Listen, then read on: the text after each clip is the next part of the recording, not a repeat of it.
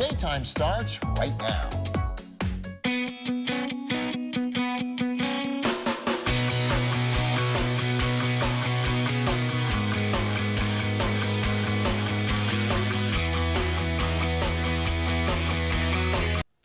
Are you achy, tired, got the chills or a fever? Well, according to a recent FluView report, the flu is on an upswing in the U.S.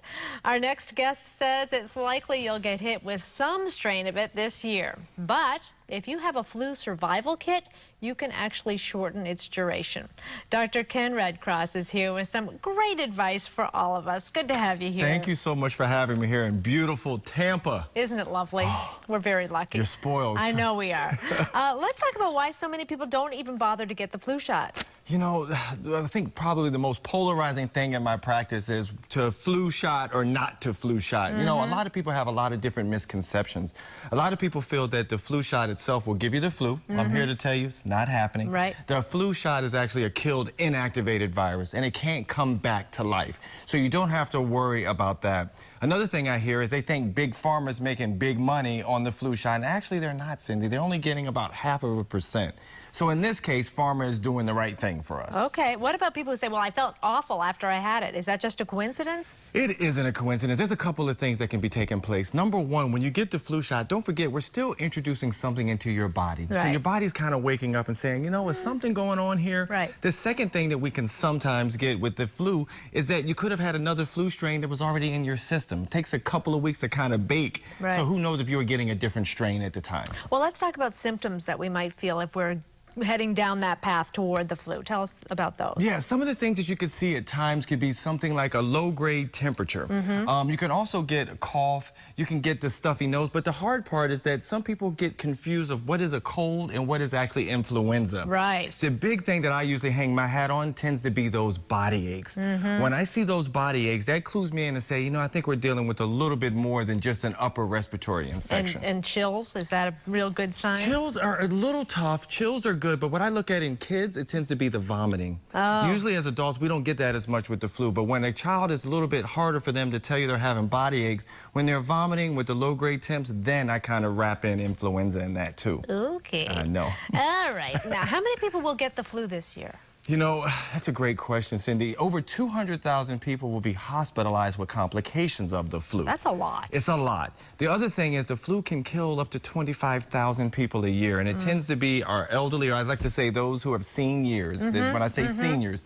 And then also those who are under the age of 5. Okay. So those are the ages we need to be really cautious and careful about. We should have some things in our medicine cabinet in advance of this happening. Absolutely, and you'll appreciate this coming out of Florida. I always usually liken the flu season to that of the hurricane season. Right. Because when the hurricane is coming, we all know what to do. We prepare and we stockpile. Right. I start here with a probiotic.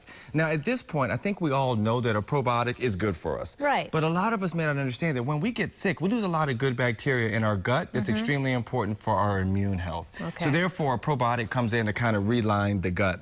The second thing I have here is probably my favorite. I call it the best kept secret, but honestly, Cindy, it's not a secret anymore. I've taken this. See? Yeah. So it's not, I was going to say in Europe, they've been using it for 50 years. Yeah. So I love Oscillo, and the important thing is that it's been shown in studies to decrease both the severity and the duration of illness when taken early in the course of disease. The other thing is good for kids 2 years of age and older.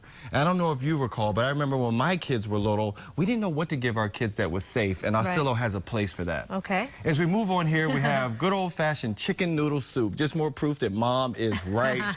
And now Mom has some information behind it, because we do know that chicken noodle soup slows the migration of white blood cells to the areas that can wreak havoc, such as to our chest, where we get the cough, or to our nasal passages. So it's good to know. Okay. As we move further here, we have zinc. Zinc. Now, zinc itself is an essential mineral for the immune system just at baseline. I love it because it's also been shown to decrease the severity of illness as well. The only thing I would caution everyone out there about is make sure you have something in your stomach. Okay. Zinc is wonderful, but can upset It can be rough. you. And the last, quickly? The last thing is vitamin D. That just made the Dr. Redcross cut. Yeah. Because there were some newer studies that showed that when our vitamin D is deficient, we can actually become more susceptible to infection.